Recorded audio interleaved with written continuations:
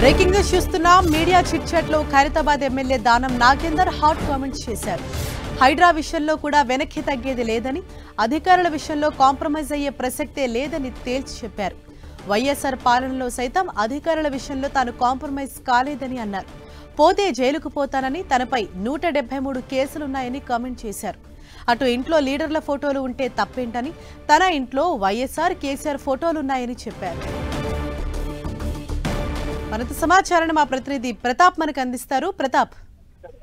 హరీష, కాసేపటి క్రితం assembly లాబీలో Khairatabad MLA Danam Nagender chit chat చేయడం జరిగింది. మీడియా ప్రతినిధులతో మాట్లాడుతూ కొన్ని అంశాలకు సంబంధించి ఆయన షేర్ చేసుకోవడం జరిగింది. ప్రధానంగా ఈ అంశాలకు లేటెస్ట్ గా జరుగుతున్న ఇష్యూస్ సంబంధించి, ముఖ్యంగా హైడ్రా విషయంలో జరుగుతున్న పరిణామాల విషయంలో మాత్రం తగ్గేది లేదంటున్నాడు. ఎందుకంటే పేదలకు విషయంలో కనుక ఒక 30-40 ఏళ్ల నుంచి వాళ్ళు గూడు కట్టుకుని ఉన్న ప్లేస్లకు సంబంధించి 80% నేను కాంప్రమైజ్ అయ్యలేదు. ఎందుకంటే ప్రజాప్రతినిధిగా ప్రజల తరఫున వాళ్ళు ఓట్లేస్తే ఎన్నికైన వ్యక్తిని కాబట్టి ఖచ్చితంగా వారికి మద్దతుగా ఉండాల్సి ఉంటుంది. కాబట్టి పోలీసులు కానీ హైదరాబాద్ సంబంధించిన అధికారులు వివరిస్తున్న తీరు పట్ల కనుక పేదల పట్ల వైపు మాత్రమే తాను మొగ్గు చూపుతానని ఈ విషయానికి సంబంధించి ఇప్పటికే హైడ్రా కమిషనర్ రంగనాథ్ కూడా స్పష్టం చేశాను. అదేవిధంగా ఏమైనా పోలీసులు కనుక కేసులు పెట్టుకున్నట్లయితే కనుక పెట్టుకోవచ్చు. ఎందుకంటే ఇప్పటికే 173 కేసులు అయినాయి, కొత్త కేసు ఏం కాదంటూ కూడా దానం నాగేందర్ కామెంట్ చేయడం జరిగింది. అయితే ముఖ్యంగా ఈ సందర్భంగా లీడర్లకు సంబంధించిన అంశం కూడా టాపిక్ వచ్చిన సందర్భంగా ఇంట్లో ఫోటోలు ఎవరైనా ఉండొచ్చు, ఎవరి అభిమానం వారికి ఉంటుంది కాబట్టి ఆ ఫోటోలు ఉండడంలో తప్పు లేదు.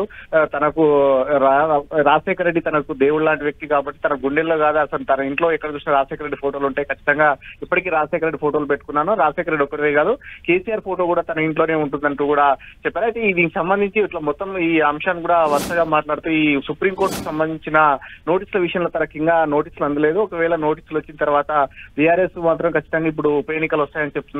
దానికి సంబంధించి మీరు ఉప ఎన్నికకు సిద్ధంగా ఉండండి. నోటీసులు వచ్చిన తర్వాత కోర్టు తీర్పు ఏ విధంగా ఉంటుందో కోర్టును అనుసరించి ముందుకు వెళ్లాల్సి ఉంటుంది. కాబట్టి కోర్టుకు సంబంధించిన నోటీసు తనకు ఇంకా అందలేదు కాబట్టి ఆ నోటీసులు వచ్చిన తర్వాత వివరణ ఇస్తానంటూ కూడా దానం నాగేందర్ మీడియాతో మాట్లాడడం జరిగింది.